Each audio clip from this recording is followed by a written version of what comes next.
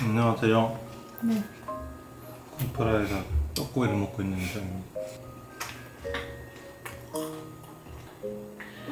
대표님 만나기 힘드네요.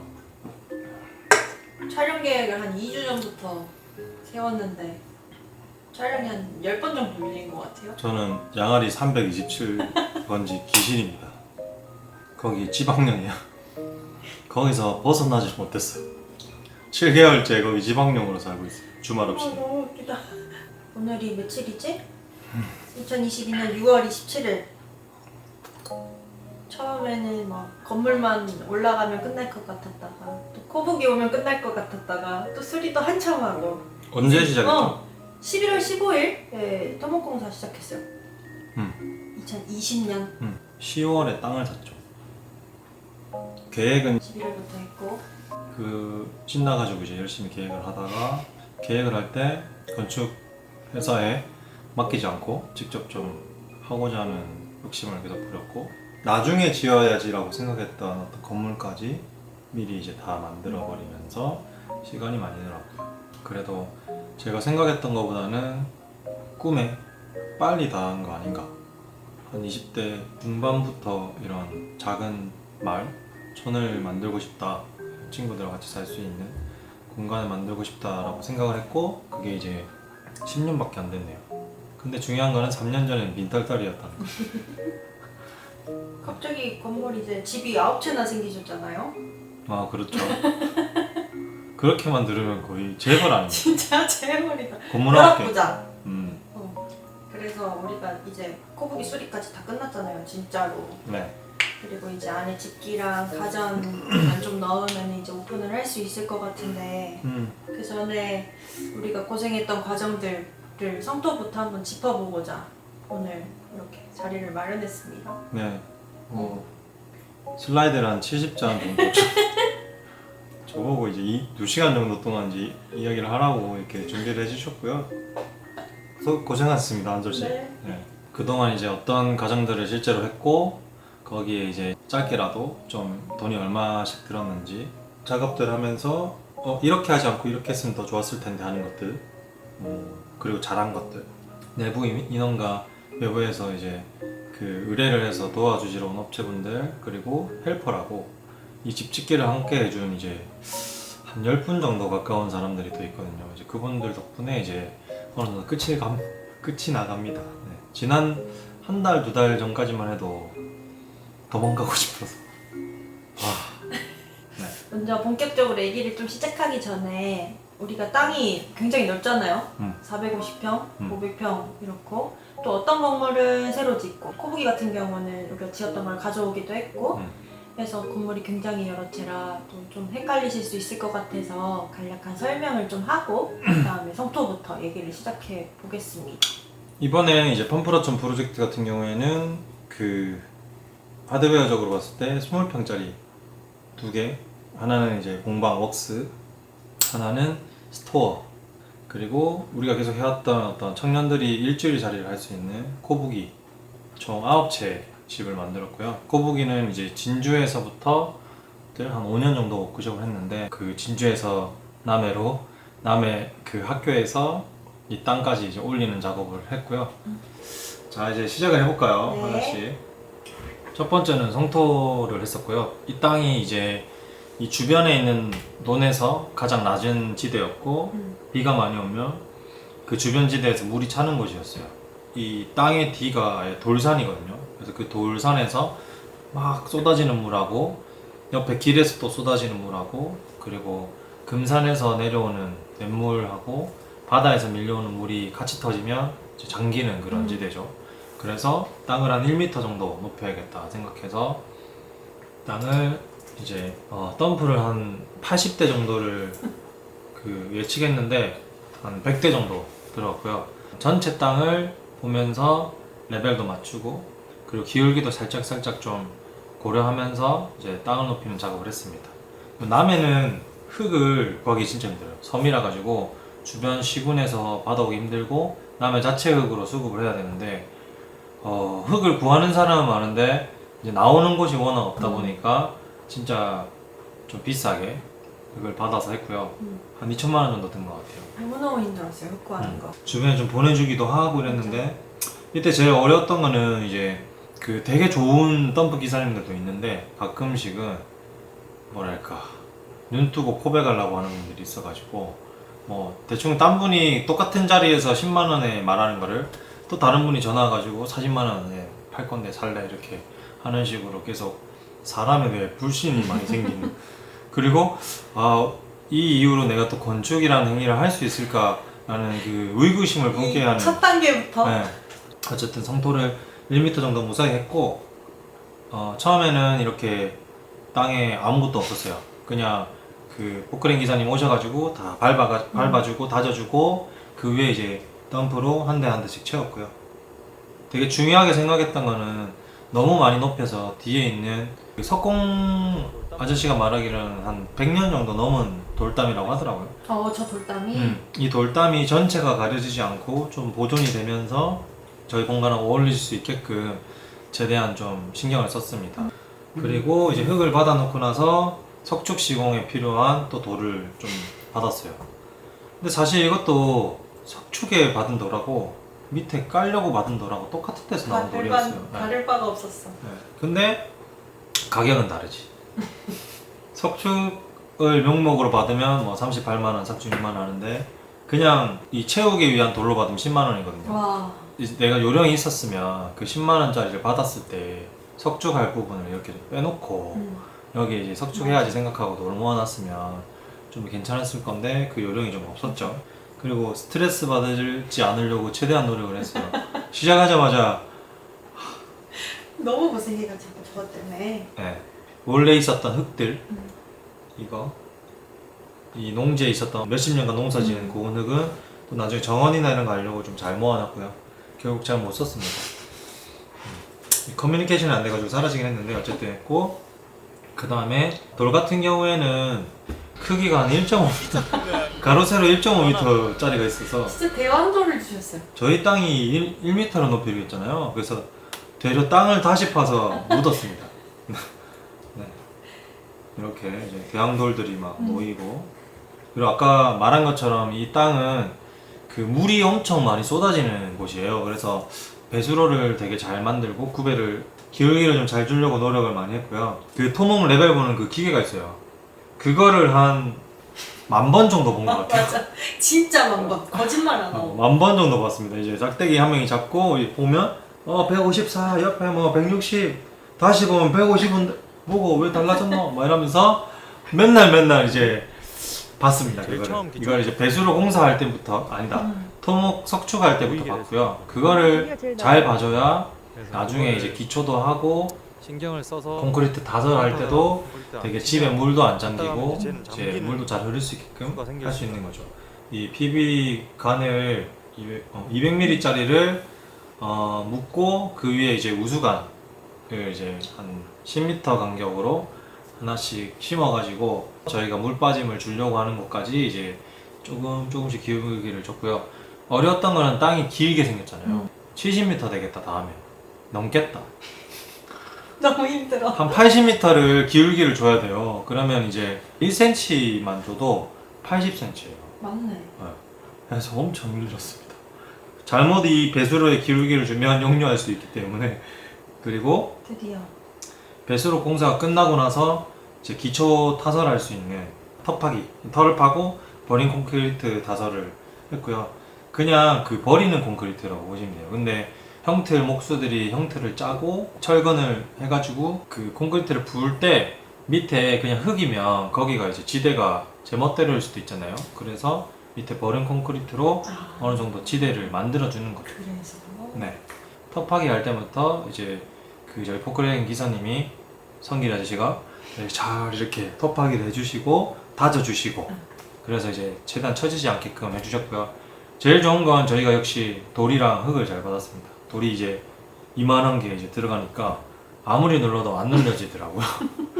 이제 줄자를 가지고 저희가 말뚝을 받고 그거를 이제 노끈을 이용해 가지고 어디에다가 이제 텁하기를 하고 버림할 건지를 표시를 한 작업을 했고 이게 처음 하다 보니까 도면에는 이렇게 돼 있는데 기준점을 못 잡겠는 거예요. 그래서 기준점을 잡을 때 그 토목 설계를 했을 때 말뚝을 박아놓은 빨간 말뚝이 있어요.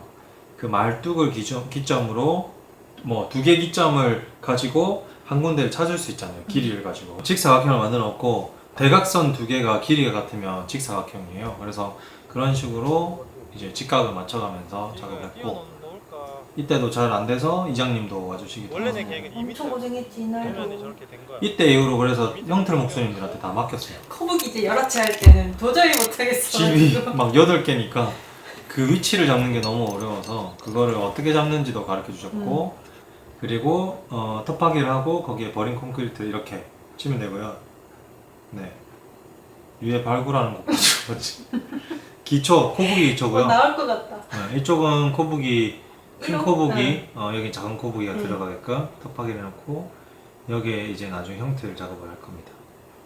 그리고 콘크리트 다설은 크게 두 가지 방식으로 하는데, 일단 이렇게 그 레미콘차가 와서 포크레인 바가지에서 부어주면 이걸 하나씩 이렇게 부어가면서 버림을 치는 방법이 있고, 또 두 번째는 그냥 펌프카를 불러가지고 전체적으로 이제 치는 방법이 있어요. 저희는 첫 번째 집을 20평짜리를 먼저 지었는데 그 집을 먼저 이제 버린 콘크리트를 했습니다. 뭐 공구도 넣어야 되고 공구 작업할 준비도 해야 돼서 이 건물을 먼저 만들기로 했고, 사실 만약에 다시 공사를 한다면 전체 버림과 톱하기와 기초 콘크리트를 한 번에 했겠죠. 그럼 훨씬 더 비용을 많이 줄였을 거예요. 품도 많이 줄였을 거고 맞아요. 기간도 줄였을 거고. 사실 이거는 잘 못해서 테스트 해본 거라고 보시면 될 것 같아요. 첫 번째 건물 테스트. 그리고 아까 말씀드린 것처럼 펌프카가 이제 버림 치는 곳에 부어주는 거죠. 저희 펌프카 사장님하고 형틀 목수님인데 너무 멋있어. 네, 경주시 잘 지내시죠? 항상 응원합니다. 그 형틀 목수님들 덕분에 덤프트럭 사장님한테 받은 어떤 상처를 위로를 많이 받았고요. 일도 너무 잘해주시고 비용도 맞아. 사실 많이 아낀 것 같고, 또 방법을 계속 가르쳐 주셨어요. 맞아요. 막 귀찮아하지 않고 맞아요. 이건 이렇게 하면 되고, 너무 좋았어요. 보통 이제 형틀 목수님 팀하고 펌프카 사장님하고 철근 사장님들이 좀 친하세요. 같은 이제 작업을 많이 하시니까 버림해놓고 그 위에 130T짜리 스티로폼. 스티로폼인데 이제 회색으로 되어 있는 거 있어요. 두꺼운 거.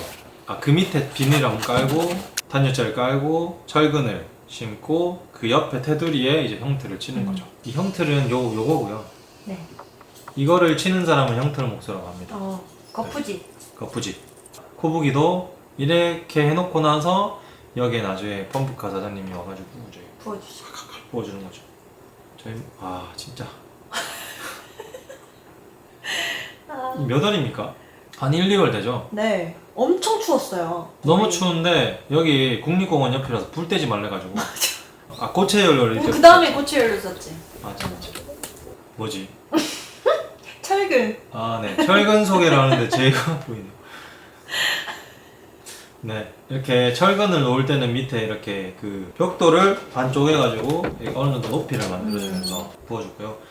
이거를 이중철근을 하는데 하나 쌓고 두 번째 하나 더 쌓아가지고 더 탄탄하게 잡아줍니다.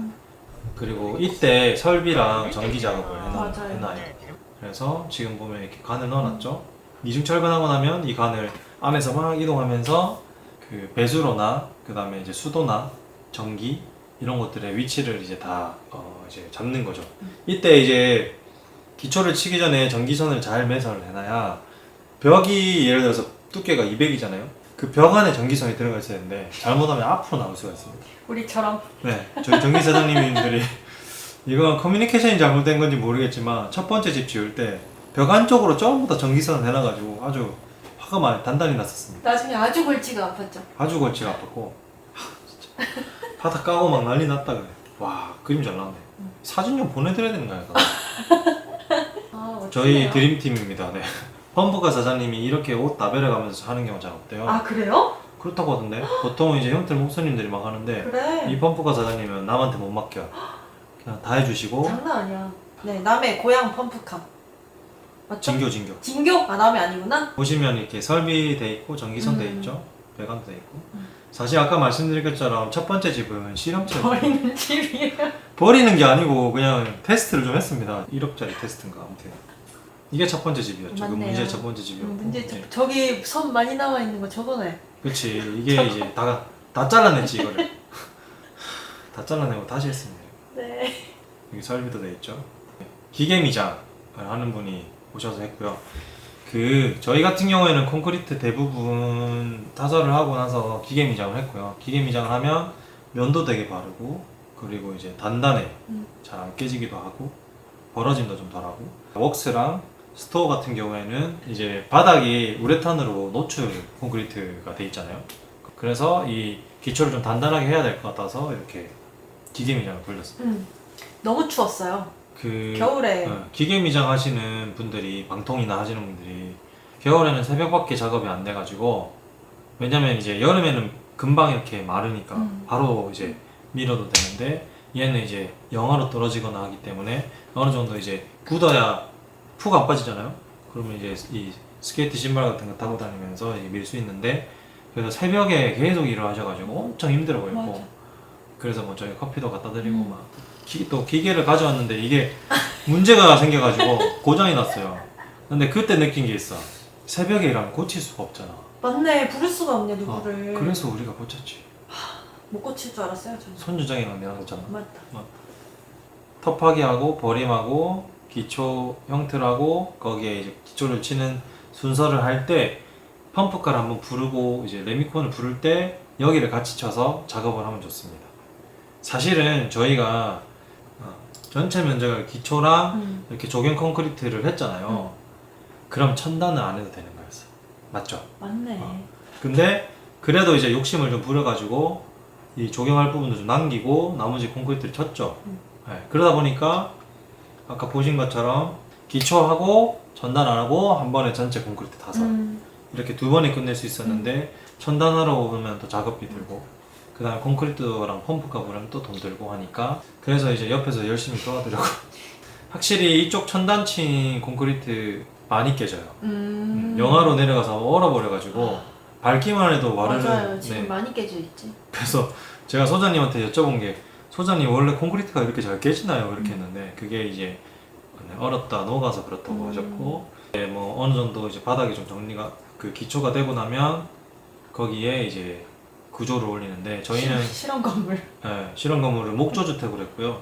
보통은 이제 철근 판넬, 콘크리트 아니면 이제 목조 이 정도 흙집 목조를 선택한 이유는 환경적인 이유 때문에 선택했고 또 그 제가 코브기 1호에 살면서 느꼈는데 좀 단열성도 확실히 좀 좋은 것 같고 그 다음에 그래도 수리 보수를 하는 입장에서 제가 이걸 시공할 줄 아니까 수리 보수 입장에서 좀 더 나을 거라고 생각도 했고 또 하나는 설계를 직접 했어요. 구조를. 그래서 이제 뭐 창 위치나 이제 어떤 비율감이나 이런 것들은 저희 건축가님한테 계속 피드백도 받고 했는데 그걸 할 수 있어서 사실 저희는 목 구조로 했고요. 지금 자재값이 뭐 코로나나 러시아 전쟁 뭐 이런 것들 때문에 지금 많이 올라갔어요. 그래서 제가 코브기 지을 때만 해도 평당 한 300, 뭐 250, 300 했는데 지금 평당 500 정도 든다고 하더라고요. 그래서 정 기사님이시죠. 전기 이렇게 구조하고 구조 같은 경우에는 이제 구조 올리고 OSB 받고 밖에 이제 방수하고 렌스크린이라고 하는 걸 대고 외장재를 붙이면서 마감을 하고요. 이 내부에 이제 또 단열재 넣는 작업도 합니다. 전기하고 설비 다 해놓고 설비는 제가 했습니다. 제가 좀 조언을 구하면서 작업을 했는데 잘못했다고 하셨어요. 어떤 걸요? 설비를 할 때 이 간이 지나가는 데를 딱 기준을 정해가지고 거기에 맞춰서 하라고 하셨어요. 나중에 내가 300 정도 높이로 했다라고 이제 알고 이게 어딘지 알 수 있는데 어떤 건 600이고 900이고 1200이고 그러면 나중에 못을 치거나 할 때 굉장히 위험한 거죠. 그러네요. 지금 저희 여기에 공구거리 만들어야 되는데 맞네. 깠다 가면 이제 선 터져 먹는 겁니다. 그럼 벽 다 뜯어야 된다. 너무 좋은 조언이다. 아, 네. 해놓고 나서 말해주셔가지고 다 했는데 벽 쳤는데 사진 보내드렸거든요. 다음부터는 300 했습니다. 네. 그리고 밖에. 이런 식으로 밖에 외장재를 붙이고 이제 비계를 설치해가지고 작업을 했습니다. 창호도 들어왔네요 그 사이. 문하고 창호도 이제 다 두손 창호 선생님 엄청 디테일하게 맞아. 저하고 의사소통 해주셨고 사실 대부분 여기 들어온 업체들은 이제 너무나 존경하는 소장님과 건축가님 있는데 그 분들이 연결해 주신 분들이 와서 작업을 해주셨고 지붕이랑 외장재는 뭘로 했나요? 외장재는 웨더텍스라고 왁스 3%에 목재 97%, 호주의 유칼립투스 나무를 그걸로 압축해가지고 시공도 쉽고 그다음에 이것도 좀 친환경적입니다. 그다음에 보시는 것처럼 저희는 웜루프 방식으로 했기 때문에 스카이텍이라고 방수도 되고 동시에 이제 단열 성능도 있는 걸 치고 그 위에 또 좀 띄워가지고 방수를 한 번 더 했습니다. 그래서 벽을 타고 공기가 쭉 올라가서 지붕에서 용마루에서 나갈 수 있게끔 그런 구조를 만들었어요. 징크는 이제 그 일반 징크로 안 하고 철강집에 가서 징크를 접어주는 게 있어요. 그걸 접어가지고 이제 목수님들하고 같이 시공을 했고요. 진짜 징크를 가지고 하면 그 제곱미터당 10만 원 정도 나오거든요. 그럼 이 지붕만 800만 원 들어갑니다. 근데 이거를 자재비가 100만 원 들었고 그 다음에 인건비가 이틀 정도 작업하셨으니까 한 200 정도 들었던 것 같은데 저희가 뭐 붙긴 했지만은 힘들어서 제가 다 할 수도 없고 이걸 같이 시공할 사람도 없어서 목수님들이 다 도와주셨어요. 너무 좋은 목수님들 네. 만나가지고. 뭐 구조하러 왔다가 지금까지. 갑자기 뭐 외장재 붙여달라, 뭐 내장해달라, 지붕해달라. 그것도 이제 제가 먼저 해주십시오 한 게 아니라 목수님들이 보고 우리가 너무 안쓰러워서 했나? 너무 딱한 거야. 얘들 언제 끝나? 이거 할 수 있나? 지금도 전화 오면 끝났습니까? 맨날 물어봐요. 그리고 비계 설치도 해주셨어요. 비계 설치 업체 전화해보니까 너무 비싼 거예요. 그래서 비계도 다 해주시고 네.